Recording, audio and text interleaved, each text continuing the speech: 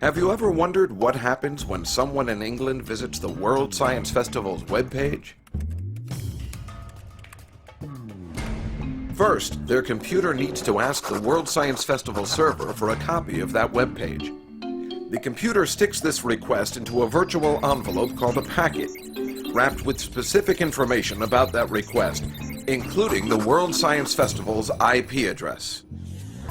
The computer sends this packet out of the house and below the street via large underground copper wires.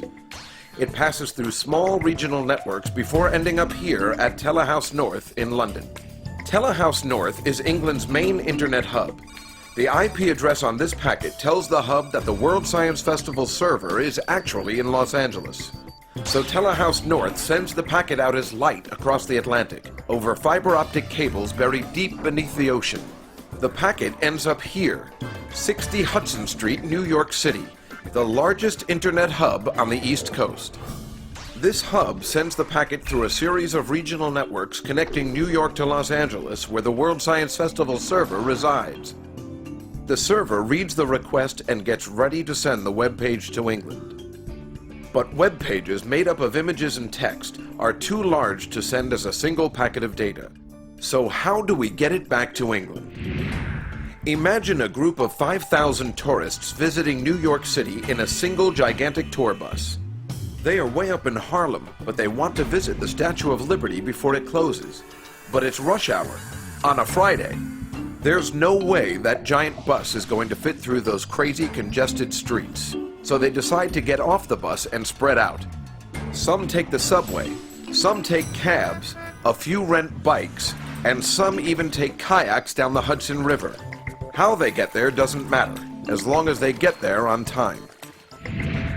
Likewise, for the internet to work efficiently, this web page is pulverized into thousands of tiny packets of data, each one wrapped with all of the information it needs to rebuild itself in England.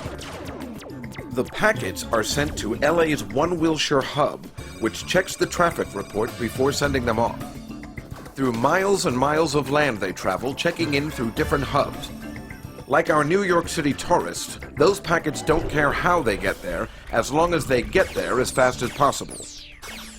Most of them will go through 60 Hudson in New York, where they are redirected back to England as light, riding a fiber of glass as thick as a silver dollar. Then back on copper wire through regional British networks until all the packets reach their destination and this epic journey, it all happens in about a second, along with trillions upon trillions of similar journeys that happen each and every day on this remarkable, easy to take for granted network of networks we call the Internet.